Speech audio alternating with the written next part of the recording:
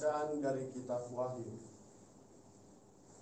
Aku Yohanes mendengar Tuhan bersabda kepadaku, tuliskanlah kepada malaikat jemaat di Sardis. Inilah firman Dia yang memiliki ketujuh roh Allah dan ketujuh bintang itu. Aku tahu segala pekerjaanmu. Engkau dikatakan hidup padahal engkau mati. Bangunlah dan kuatkanlah apa yang masih tinggal, yang sudah hampir mati. Sebab tidak satu pun dari pekerjaanmu aku dapati sempurna di hadapan Allahku. Karena itu ingatlah bagaimana engkau telah menerima dan mendengarnya. Turutilah itu dan bertobatlah. Karena jika engkau tidak berjaga-jaga, aku akan datang seperti pencuri, dan engkau tidak tahu pada waktu manakah aku tiba-tiba datang kepadamu. Tetapi di Sardis ada beberapa orang yang tidak mencemarkan pakaiannya. Mereka akan berjalan dengan daku dalam pakaian putih, karena mereka layak untuk itu. Barang siapa menang, ia akan diberi pakaian putih seperti itu. Aku tidak akan menghapus namanya dari kitab kehidupan, tetapi akan kuakui namanya di hadapan Bapa-Ku dan di hadapan para malaikatnya. Siapa bertelinga, hendaklah ia mendengarkan apa yang dikatakan Roh kepada jemaat-jemaat. Dan tuliskanlah kepada malaikat jemaat di Laodikia. Inilah firman dari Amin, yaitu saksi yang setia dan benar, permulaan ciptaan Allah. Aku tahu segala pekerjaanmu. Engkau tidak dingin dan tidak panas. Alangkah baiknya jika engkau dingin atau panas. Jadi, karena engkau suam-suam kuku dan tidak dingin atau panas, maka aku akan memuntahkan dikau dari mulutku. Karena engkau berkata, aku kaya dan aku telah memperkaya diriku, dan aku tidak kekurangan apa-apa. Dan karena engkau tidak tahu bahwa engkau melarat dan malang, miskin, buta dan telanjang, maka aku menasihati engkau supaya engkau membeli daripadaku emas yang telah dimurnikan dalam api, agar engkau menjadi kaya, dan juga pakaian putih supaya engkau memakainya, agar jangan kelihatan ketelanjanganmu yang memalukan. Dan lagi minyak untuk melumasi matamu, supaya engkau dapat melihat. Barang siapa kukasihi, ia kutegur dan kuhajar. Sebab itu relakanlah hatimu dan bertobatlah. Lihatlah, aku berdiri di muka pintu dan mengetuk. Jika ada orang yang mendengar suaraku dan membukakan pintu, aku akan masuk mendapatkannya dan makan bersama dengan dia, dan ia bersama dengan daku. Barang siapa menang, ia akan kududukan bersama dengan daku di atas tahtaku, sebagaimana aku pun telah menang dan duduk bersama dengan Bapa-Ku di atas tahtanya. Siapa bertelinga, hendaklah ia mendengarkan apa yang dikatakan Roh kepada jemaat-jemaat. Demikianlah sabda Tuhan. Syukur kepada Allah. Mazmur tanggapan dengan referen, barang siapa menang, ia akan kududukan bersama dengan daku di atas tahta. Barang siapa menang, Ia akan kududukan bersama dengan daku di atas tahtaku. Yaitu orang yang berlaku tidak bercela, yang melakukan apa yang adil dan mengatakan kebenaran dengan segenap hatinya, yang tidak menyebar fitnah dengan lidahnya. Barang siapa menang, ia akan kududukan bersama dengan daku di atas tahtaku.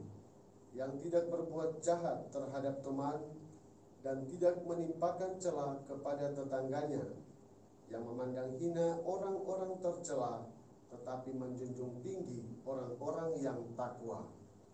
Barang siapa menang, ia akan kududukan bersama dengan daku di atas takhtaku. Yang tidak meminjamkan uang dengan makan riba dan tidak menerima suap melawan orang tak bersalah. Siapa yang berlaku demikian tidak akan goyah selama-lamanya. Barang siapa menang, ia akan kududukan bersama dengan daku di atas takhtaku. Baik pengantar Injil. Haleluya, haleluya, haleluya, Haleluya, haleluya, haleluya. Allah mengasihi kita dan telah mengutus anaknya sebagai silih atas dosa kita. Haleluya, haleluya, haleluya.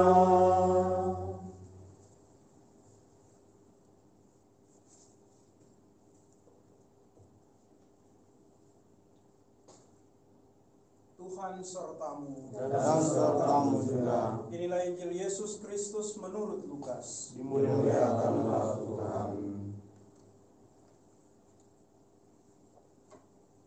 Yesus memasuki kota Yeriko dan berjalan melintasi kota itu.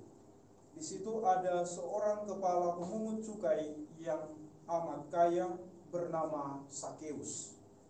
Ia berusaha melihat orang apakah Yesus itu, tetapi tidak berhasil karena orang banyak dan ia berbadan pendek.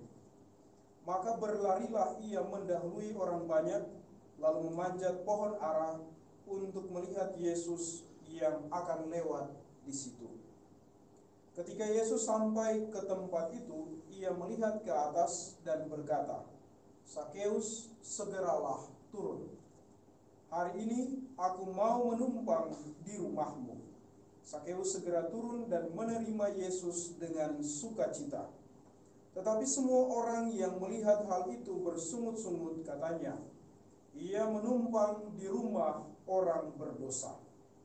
Tetapi Sakeus berdiri dan berkata kepada Tuhan, "Tuhan, separuh dari milikku akan kuberikan kepada orang miskin.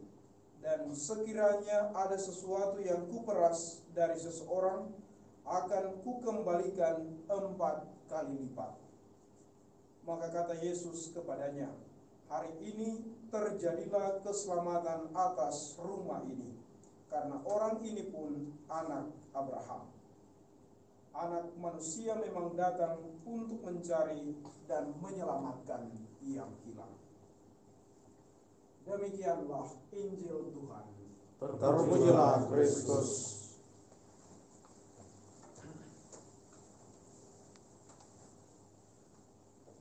Saudara-saudariku yang terkasih, seringkali ada ungkapan bahwa hasil tidak pernah mengkhianati proses. Ini mau menunjukkan bahwa orang yang berjuang dengan sungguh-sungguh dalam mengusahakan sesuatu pasti akan mendapatkan hasil yang baik dan bahkan gilang gemilang. Dalam Injil hari ini dikisahkan tentang Sakeus, sebuah kisah yang begitu populer dari kitab suci, juga di kalangan anak-anak, dan menjadi pelajaran penting bagi kita semua bahwa orang ini dalam kisah Injil punya tujuan utama, yakni hanya untuk kemudian melihat orang apakah Yesus itu. Tujuan yang sederhana ini kemudian menghantar dia pada pertobatan yang sejati.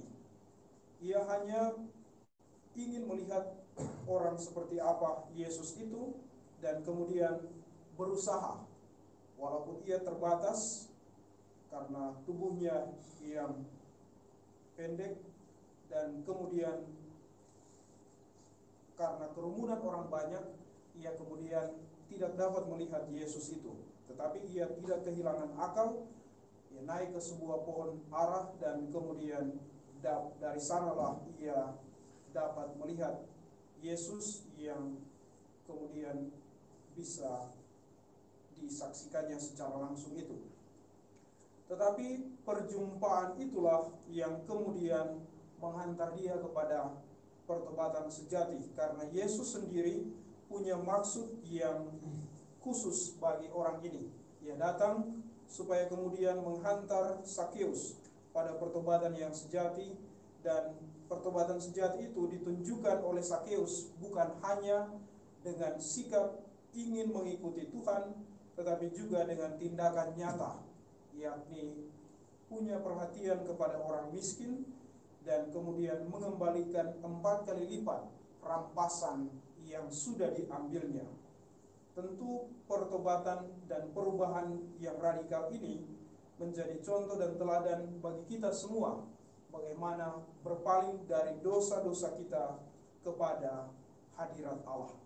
Semoga dalam perjalanan kehidupan kita sama seperti Sakeus, tetapi juga dalam peringatan pada hari ini sama seperti Santa Elizabeth, kita terdorong untuk dalam perjalanan kehidupan kita bukan hanya menjaga kekudusan hidup rohani kita di dalam doa-doa dan peribadatan kita, tetapi juga dengan tindakan-tindakan yang nyata, peduli kepada orang-orang yang disingkirkan dan miskin dalam hidupnya.